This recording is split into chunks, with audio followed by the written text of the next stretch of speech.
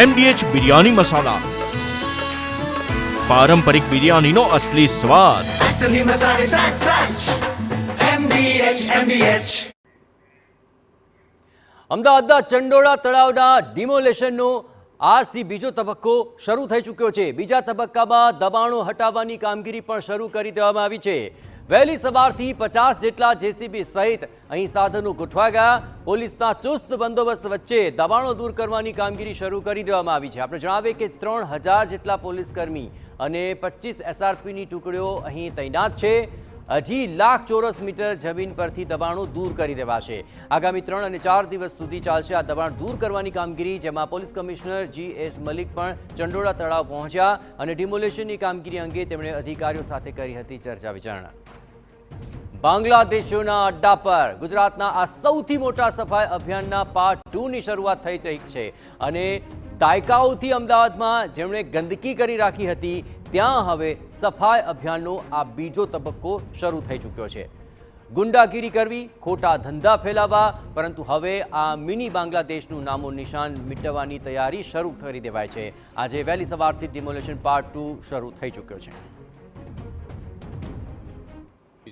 આપણી પાસે પૂરતા ફોર્સ છે અને કોઈ એવો ઇસ્યુ અત્યારે આવ્યા નથી કે કોઈ અહીંયા બંને જ કોમ્યુનિટીના લોકો રહે છે. એવું નથી કે એક જ કોમ્યુનિટીના રહે છે, ખાસા બીજા બંનેના છે અને એ લોકો પોતે જ આપણને સામાન લઈ જઈ રહ્યા છે અને સહકાર પણ આપી રહ્યા છે. એટલે અપેક્ષા છે કે આજે મોટા ભાગે ડેમોલિશન પૂરું થઈ જશે. આવતીકાલે 2-3 દિવસમાં પૂરું થઈ જશે. એ જે રીતેના AMCના કામ ચાલી રહ્યો છે એને જોઈને તો મોટા ભાગે તો 80% તો આજે જ પતી જવાના છે. કઈ વખતે લલ્લા બિહારી જેવો કુખ્યાત સામે આવ્યો હતો, આ વખતના ડિમોલેશનમાં કોઈ સામે આવ્યું? ના, અત્યારે આ વખતે નથી, પહેલા જ હતા લલ્લા બિહારી અને એક ઓર એ હતા. એનો તો પહેલા જ ફેસમાં તોડી દીધા છે. સર, હજુ બી જ્યારે ડિમોલિશન કરવામાં આવી રહ્યું છે ત્યારે જ અમુક એવા લોકો જે છે તે લોકો પોલીસની દાદાગીરી કરી રહ્યા છે. ના, આમ થોડા એ જે હોય ને જેના જે તૂટી રહ્યા છે બહુ એટલે નેગ્લિજિબલ છે થોડું. ના, અહીંયા જે છે ને અત્યારે કોઈને એન્ક્રોચ કરવું હોય તો પોતાના એન્ક્રોચની મકાન સાથે જે ઝોંપડા બનાવે છે, સાથે સાથે મંદિર યા મસ્જિદ બનાવે છે. તો આ જે છે હવે જુઓ 100-200 વર્ષ પહેલાં અહીંયા તલાવ સિવાય કોઈ હતું જ નહીં, બરાબર છે. આ અમદાવાદનો સૌથી મોટું તલાવ હતું. હવે ધીરે ધીરે અહીંયા લોકો વસતા ગયા, મંદિર મસ્જિદ બધા જ એ બનાવી જ લે, પણ આ ક્લિયર તો બધા થશે જ. તો આ સમગ્ર મામલે હવે દબાણ હટાવવાની કામગીરીનો આ બીજો તબક્કો શરૂ થયો છે, પરંતુ લોકો પણ પોતાની રીતે સ્વેચ્છાએ અહીંથી મકાન ખાલી કરી રહ્યા છે, સહકાર આપી રહ્યા હોવાનો દાવો કમિશનરે કર્યો. પરંતુ હવે આ આખી કામગીરી આજ સાંજ સુધીમાં તો આટોપી લેવાશે તેવો પણ દાવો કરાયો છે. એટલે 80% જે દબાણ હટાવવાની કામગીરી છે તે આજ રોજ જ પૂર્ણ કરી લેવાશે અને આગામી 2-3 દિવસની અંદર તમામ જે કાટમાળ છે તે પણ હટાવવાની કામગીરી તેજ ગતિએ હાથ ધરાશે. બીજો તબક્કો જ્યાં 2.5 લાખ ચોરસ મીટર જગ્યા ખાલી કરાશે. આ આકાશી દ્રશ્યોનું જે વિહંગાવલોકન આપ જોઈ રહ્યા છો તે પરથી જ ખ્યાલ આવી શકે છે કે એક સમય જે અમદાવાદનું સૌથી મોટું તળાવ હતું તેમાં કેટલું પુરાણ કરી દેવાયું અને કેટલું દબાણ કરી દેવાયું કે જેથી આ આખા તળાવની સ્ટિકલ જ બદલાઈ ગઈ અને જે દબાણ કરવામાં આવ્યું હતું તેને સ્પેસિફાય કરીને અત્યારે ખૂબ જ પ્રિસાઇઝલી ડિમોલેશન હાથ ધરવામાં આવ્યું છે. પ્રથમ તબક્કાની અંદર 3000થી વધારે ગેરકાયદે બાંધકામો તોડી પડાયા હતા અને હવે 2.5 લાખ ચોરસ મીટરની અંદર જે આખો વિસ્તાર છે તેની અંદર ડિમોલેશનનો બીજો તબક્કો હાથ ધરાયો છે. ચંડોળા તળાવ પર ફેઝ 2માં ડિમોલ્યુશનની કામગીરીની શરૂઆત વહેલી સવારથી કરવામાં આવી છે. ચંડોળા તળાવ પર 16,000થી વધુ નાના મોટા ગેરકાયદેસર બાંધકામો થઈ ચૂક્યા હતા અને આ જ બાંધકામો પર હવે બુલડોઝર ફરી રહ્યા છે. જે આ દ્રશ્યો છે તે દ્રશ્યો છોટા ચંડોળા એટલે કે ચંડોળાના 2 ભાગ પડી ગયા હતા.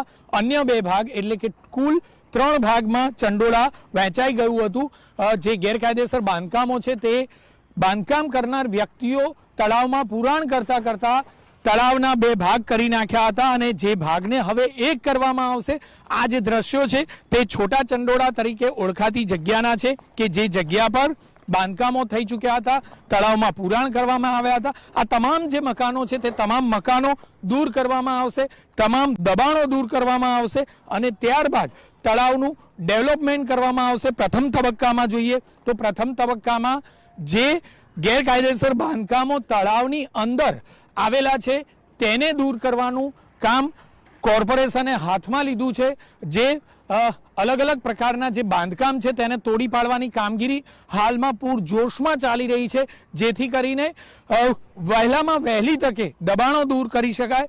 કોર્પોરેશન અને પોલીસ દ્વારા 4 દિવસનું આયોજન કરવામાં આવ્યું છે કે સતત 4 દિવસ કોર્પોરેશનનું બુલડોઝર ગેરકાયદેસર બાંધકામો પર, ચંડોળા તળાવના બાંધકામો પર ફરી વળે.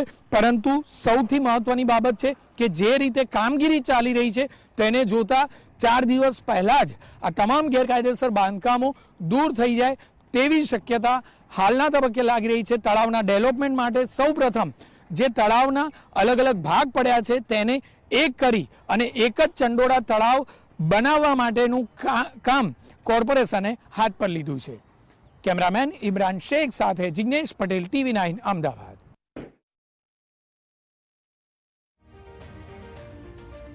જેને અત્યાર સુધી અહીં અસામાજિક તત્વો, ઘૂસણખોરીનો, ગુનાખારીનો વ્યાપ વધ્યો હતો. દેહ વેપાર, દારૂના વેપાર જેવા ધંધા અહીં ધમધમતા હતા અને હવે હાથ ધરાયેલા ચંડોળાની સફાઈના અભિયાન બાદ શહેરમાં કલંક તરીકે ઓળખાતો વિસ્તાર હવે કલગી બનીને ઉભરી આવશે. અને તેમાં કોઈ નવાઈ નથી, પરંતુ આ આખી કામગીરીનો આ બીજો તબક્કો શરૂ થયો છે. તેમાં આપ 4 તસવીરો જોઈ રહ્યા છો કે જેની સામે હવે પોલીસ બંદોબસ્ત તૈનાત છે, દબાણ હટાવવાની કામગીરી ચાલી રહી છે અને આ ઉપરાંત જે કાટમાળ છે તે પણ ઉપાડવાનું શરૂ કરી દેવાયું છે. ફેન્સિંગની કામગીરી પણ હવે ટૂંક સમયમાં શરૂ થઈ જશે. MDH કિચન કિંગ મસાલા રસોડામાં હોય તો આપણે કાંઈ પણ બનાવી શકીએ છીએ. રીંગણાનો ઓળો, બટેટા ફુલાવર, ભીંડી મસાલા અને બીજું ઘણું બધું. MDH